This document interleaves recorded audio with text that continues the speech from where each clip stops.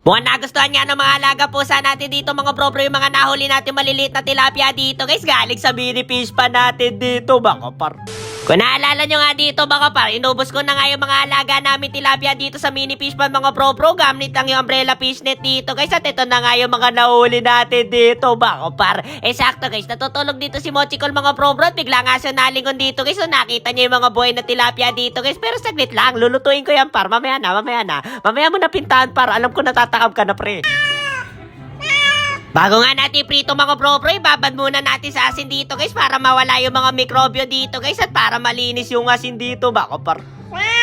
Chill ka lang Mochicol, pagluluto ka na nga eh. Pagkatapos nga nun guys, agad-agad ko na pinrito yung mga tilapia dito mga bro nung nababad ko na sa asin dito bako par. At ito na guys, the moment of truth mga bro nung namalamig na nga yung pinrito ko tilapia dito guys, agad-agad ko na nga dinala kay Mochicol dito mga bro at sulit kayo paghihintay niya dito guys. At ito na nga mga par, taste check. Tinawag ko na nga si Waitable dito mga bro para magsalo sila ni Mochicol dito guys sa pinrito ko tilapia dito bako par. Huwag ka na mahiya dito Waitable mga bro, kanina nahiya siya dito guys kay Mochicol dito pare. Tropa naman kayo na high school pare, okay lang yan. Tumikim ka na. Nahiya pa oh. Masarap yan, luto ko yan pre. Pero syempre pare, hindi lang mga alaga natin po sa ibibigyan natin dito mga bro. Hinanap ko din yung mga alaga kong aso dito guys. Kaya tinanong ko na sa mga kasama ko dito mga bro kung nasa ba yung mga alaga kong aso dito guys. At nakita ko ka sa gilid dito pre, si Jopar baka. Pare yan, tumigim ka na Jopar oh. Nagugulat ka pa par. Ano ba yan? Ba't ba puro langis yung mukha mo par? Daka kasi natutulog sa gilid ng langis pre. Ito nga yung pinakamataba naming aso mga bro at ang pinakamasaway dito guys dahil inaagawan niya lahat ng alaga naming aso at pusa dito pre ng pagkain dito baka par. Kaya ka tumataba eh. Okay na sa dalawa yan. Ikaw na ang pinakamalakas kumain dito par.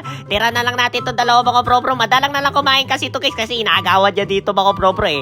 Ayan. Mamili ka na lang dyan Red Press par. Ayan, mabait yan. Isa yan sa pangalawa ata sa pinakamatandang aso namin ngayon yan par si Red Press par. Dati zombie pangalan niya mga bro. Nilamon kasi ng galis yan dati guys eh. Buti nga nakaka-recover na yung skin dito mga bro ni Red Press par. Titingin-tingin si Anselmo mga bro. Bilisan mo, kunin mo na yan. Ayan, bibigyan na natin kay Anselmo yung 3 piraso na to mga bro. Ito pinakamatandang aso natin dito guys, si Anselmo.